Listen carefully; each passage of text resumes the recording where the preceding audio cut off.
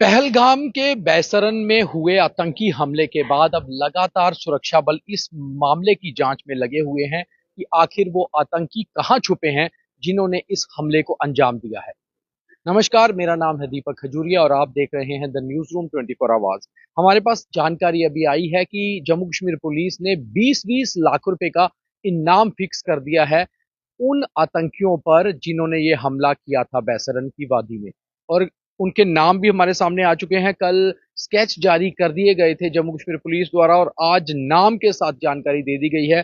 इसमें सबसे पहले अली भट्ट, जिसका नाम उर्फ तला भाई है, ये पाकिस्तानी नेशनल है और लश्कर ए तोयबा का आतंकी है।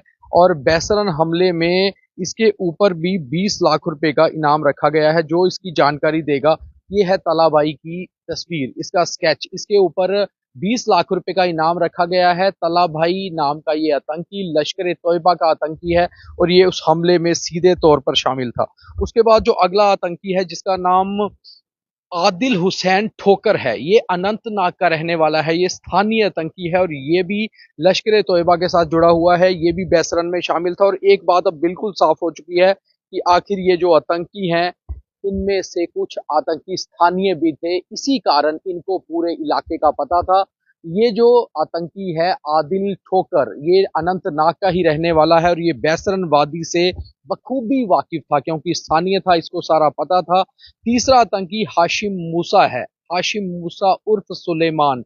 ये आतंकी भी लश्कर ए तोयबा का है और ये आतंकी भी पाकिस्तान का रहने वाला है। इसके ऊपर भी 20 लाख रुपए की जो है इनाम रखा गया है, घोषणा की गई है। सुलेमान नाम का ये आतंकी जो है, ये भी पाकिस्तान का रहने वाला है, लश्कर ए तोयबा से जुड़ा हुआ है 2022 से। हाशिम मूसा उर्फ सुलेमान। इसके अलावा जो एक और आतंकी है जिसका नाम आसिफ फौजी बताया जा रहा है, उसका स्केच अभी जारी नहीं किया गया है। ये 4 आतंकी, जिसमें से आदिल ठोकर एक लोकल आतंकी, एक स्थानीय आतंकी जो लश्कर ए तोयबा के साथ जुड़ा हुआ था और उसकी मदद ली गई थी लश्कर ए तोयबा टीआरएफ के इन आतंकियों ने हमला करने में, क्योंकि वो स्थानीय था, उसे पूरी जानकारी थी। और बहुत ज्यादा इंफॉर्मेशन ये भी निकल कर आ रही है कि जो आदिल ठोकर है, जो अनंतनाग का रहने वाला टेररिस्ट है, इसने ही रैकी भी करवाई हो, क्योंकि वो स्थानीय था, उसे पूरी जानकारी थी। अनंतनाग जिले में ही पहलगाम आता है, उसको पहलगाम की पूरी जानकारी थी, उसको पता था बेताब वैली किस तरफ है, बैसरन वैली किस तरफ है।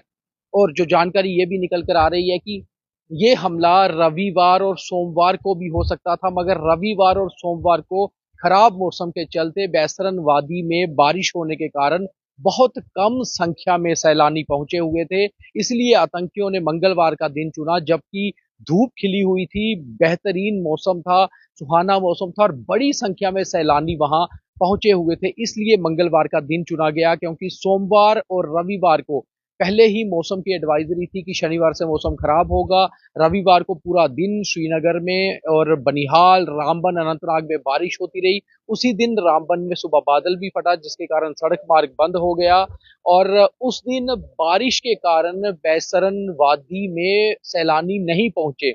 सोमवार को भी खराब मौसम के चलते रास्ते में कीचड़ होने के कारण बहुत सारे सैलानियों ने पहलगाम में ही रुकना प्रेफर किया और वो बैसरन वादी की तरफ घूमने नहीं गए। ये लोकल जानकारी जो पुलिस को मिली है, जो आसपास के होटल से या बाकी जो लोकल लोग हैं जिन्होंने पुलिस को ये बताया है कि इसलिए बड़ी संख्या में सैलानी मंगलवार को बैसरन वैली की तरफ गए और बैसरन वादी में मंगलवार को ही आतंकी हमला हुआ। उस दिन बड़ी संख्या में सैलानी वहां पहुंचे थे। खास तौर पे जो लोग रविवार और सोमवार को नहीं जा पाए खराब मौसम के कारण, उन्होंने भी प्रेफर किया कि बैसरन वादी का जो ट्रिप है वो मंगलवार का रखा जाए। और मंगलवार को बड़ी संख्या में करीबन 1 से 1,500 टूरिस्ट उस समय, जब दोपहर बाद ये हमला हुआ है, वहां मौजूद था। और इनकी कोई भी जानकारी देने वाले को 20 लाख रुपए का इनाम रखा गया है। और ये 20 लाख रुपए का इनाम तीनों आतंकियों पे रखा गया है, जिनके स्केच जारी किए गए हैं, जिसमें सुलेमान है,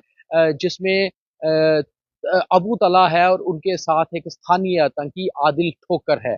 अब पुलिस और एनआईए लगातार इन्वेस्टिगेशन में लगी हुई हैं और ये जानकारी जुटा रहे हैं कि और क्या लोग कोई इसमें शामिल थे रैकी करवाने में या इस हमले में, उनकी भी तस्वीरें निकाली जाएं। और लगातार क्वेश्चनिंग भी बहुत